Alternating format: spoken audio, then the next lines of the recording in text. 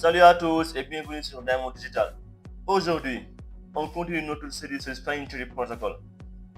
Dans la vidéo précédente, on a vu comment Spring Tree choisit le route bridge et comment certains ports sont bloqués automatiquement. Mais maintenant, je vais te montrer un truc ultra important en entreprise. On ne laisse jamais Spring Tree choisir le route bridge au hasard. Parce que sinon, tu peux te retrouver avec un mauvais switch comme route et ton réseau devient lent, instable et parfois même catastrophique.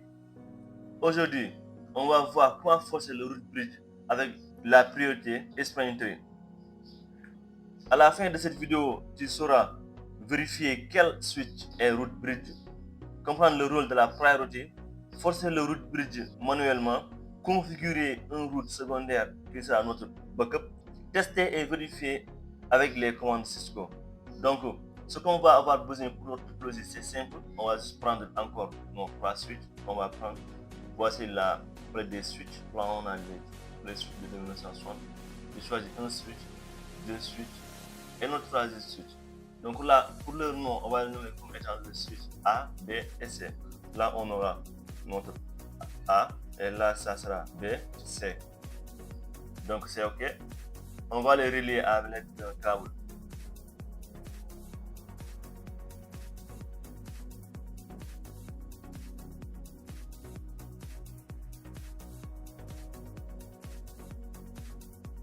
À présent, on a notre topologie.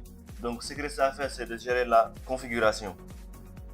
Donc, avant de forcer quoi que ce soit, on doit voir le route bridge d'abord. Qui est considéré comme étant le route bridge? Je vais taper d'abord sur le switch qui est A. On part à mon CLI. Je mets sur Enable, Show, Spring Tree. Je mets sur Entrée. Là, on voit que ce switch n'est pas considéré comme étant le route bridge. Par contre, on voit qu'il y a un port qui est bloqué, qui est le port Fast Ethernet 02, est bloqué, et le Fast Ethernet 01 est en forwarding. Donc pour le B, on fait la même chose. CLI, Entrée, Enable, je fais Show, SPA, Entrée. Donc là, on le voit automatiquement, il est là. Donc le switch B est considéré comme le switch bridge. C'est bon? C'est pas la peine de regarder le switch C parce qu'on connaît déjà notre switch bridge. En entreprise, on choisit généralement comme route bridge le switch central, le switch qui connecte tous les switches, le switch le plus puissant, core ou même distribution. Donc le choix ne se fait pas par hasard en entreprise. Maintenant, écoute bien. Si tous les switches ont la même priorité, par exemple là on peut vérifier les priorités directement. Donc sur le switch d'accès 1, là on a 37769. C'est ça la priorité, n'est-ce pas? Donc on va aussi voir pour l'autre switch aussi. Switch d'accès B, là aussi on a 32769 qui est la priorité. Et le switch d'accès C, on va aussi voir la priorité. Je pars en mode CLI, je mets sur Entrée, Enable, après je mets sur Show, Spring Tree, Entrée. Donc là aussi la priorité est 32769. Donc tous nos 3 switches ont la même priorité, leur priorité est égale. Dans ce genre de situation là, Spring Tree choisit le route bridge selon la MAC adresse. Donc le route bridge devient celui qui a la plus petite adresse MAC. Et ça, c'est une très mauvaise façon de concevoir un réseau. Regarde, il a choisi comme ce switch là comme étant notre route bridge. Il n'y a pas de problème pour notre cours d'aujourd'hui. Lui, il est notre route bridge. Son adresse MAC est là. On a 0001. On copie ça. On va voir. Je copie. Je viens par là, je prends une note. Je colle. Donc, on fait la même chose pour le switch d'accès A. Voici l'adresse MAC du route bridge. Donc, l'adresse MAC de ce switch là est celui-là. Voilà. Je copie. Je viens ici. Je colle. Je colle. Donc, c'est bon. On fait la même chose aussi pour le switch d'accès numéro C. Je viens par là. L'adresse MAC, on le voit ici directement. Il est là. Donc, là aussi, je fais la même chose. Je copie. Et je viens par là pour coller. Je colle aussi. Vous voyez, on a le switch d'accès B, A et C. Et on voit qu'effectivement que le switch d'accès numéro B a l'adresse MAC le plus inférieur que les autres switches d'accès. Donc là, on a 0001. Et là, on commence par 004 qui est plus élevé que ce 0 qui est là. Et 0. Donc lui, il est déjà mis à l'écart. Donc là aussi, on a 0000. Ils ont tous les mêmes 3 premiers bits. Donc c'est pas grave. On va voir le quatrième bit. Quatrième bit, là, on a 1. Et là aussi, on a 2. Donc le 2 est supérieur au 1. Donc le 1 va être comme étant le root bridge. Là, on passe au niveau supérieur. Je vais forcer le switch d'accès numéro 1 à devenir le root bridge. Le switch d'accès numéro A là. Je vais lui forcer pour qu'il puisse être le root bridge. Pour cela, je clique juste sur notre switch, toujours en mode CLI. Là, je mets sur conft pour passer en mode configuration globale. Entrée. Je tape la commande spanning tree. Spanning, je tabule. Spanning tree. Je mets VLAN 1. Après, je mets sur espace. J'ajoute la commande priority pour dire la priorité. Je veux que ça soit à 40 96. 40 96. C'est-à-dire 4096. C'est bon. Je mets sur entrée. Donc j'ai déjà changé le root bridge. On peut vérifier en même temps. Je mets sur do write, entrée, N. On va vérifier s'il est changé en mode root bridge. Là, si vous voyez bien, on sait bien qu'il n'est pas le root bridge, n'est-ce pas? Le switch d'accès A. Donc là, je mets sur show spanning tree, entrée. Voilà, vous voyez, automatiquement il le change en root bridge.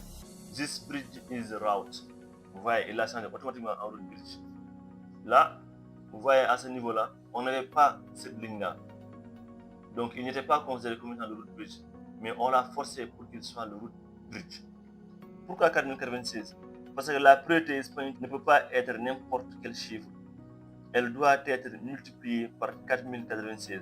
Donc, les valeurs possibles sont 0, 4096, 8192, 12288 et 16384 extra, jusqu'à 32768, ainsi de suite. Bon, 32567, c'est celui qui est par défaut. On peut même aller jusqu'à 61440. Mais en entreprise, on ne veut pas que Spanning choisisse au hasard en cas de panne. Donc, on configure un second switch comme backup. Par exemple, on peut faire la même chose. Là, on est au switch A. Je vais aller chez le switch C. Donc, vu que le switch B a déjà été je vais le faire au switch C. Juste pour un exemple. Juste pour un exemple. C'est pas parce qu'il a été que je ne peux pas le lui donner. Non, non, c'est pas ça. Je vais juste vous montrer un exemple. Il est déjà en mode enable. Conf T. Entrée. Je mets spanning tree. VLAN 1. J'ai priority. On augmente la priorité 8192. Donc, il est supérieur à la priorité qu'on a mis dans le switch d'accès numéro A. Donc, je mets sur entrée. Donc, si par exemple la route de A tombe en panne, lui il va prendre le relais automatiquement. Là aussi, je mets en mode do write. Entrée. End. Donc, c'est bon. Cisco a aussi une méthode ultra simple. Au lieu de calculer la priorité, tu fais juste sur le switch d'accès A par exemple. On peut juste mettre ici. Par exemple, on peut mettre la commande, conf T, spanning tree, comme la commande là que j'ai mis. Au lieu de mettre priority, je mets root primary. Primary comme ça. C'est bon. Après, je mets sur N. Right. Donc sur le switch d'accès numéro 2, je mets root secondary au lieu de root priority et tout. Par exemple, conf T, on peut mettre juste, on va faire la commande. Au lieu de mettre tout ça, je mets sur VLAN 1, root secondary. Voilà, c'est plus simple. Entrée. Et là, on met sur N. Do write. Donc c'est ces deux manières de le faire. Bon, write tout court. On a ces deux manières là de le faire. Donc avec ça, Cisco choisit automatiquement les meilleures valeurs pour les mettre. Donc là, on ne peut pas choisir de valeurs. Pour la première configuration, on avait mis nos propres valeurs, mais avec celui-là, Cisco lui-même va choisir ses propres valeurs. C'est bon. Donc c'est ça. En résumé, on peut dire que Spanning Tree choisit le root bridge Par défaut, la priorité est de 32 768. Si les priorités sont égaux, par exemple, le MAC adresse décide. Dans les entreprises, on force le route bridge et on configure le route secondaire, n'est-ce pas? Donc aujourd'hui, tu as appris une compétence que beaucoup ignorent, forcer le route bridge dans Spring Tree Protocol. Et ça, c'est exactement ce qu'on fait dans les entreprises pour éviter un réseau instable. Dans la prochaine vidéo, on passe à un truc encore plus puissant. Donc, si cette vidéo t'a aidé, like, abonne-toi à Diamond Digital et partage à quelqu'un qui prépare le CCNA ou à un étudiant. Merci et à bientôt pour une nouvelle vidéo. Ciao!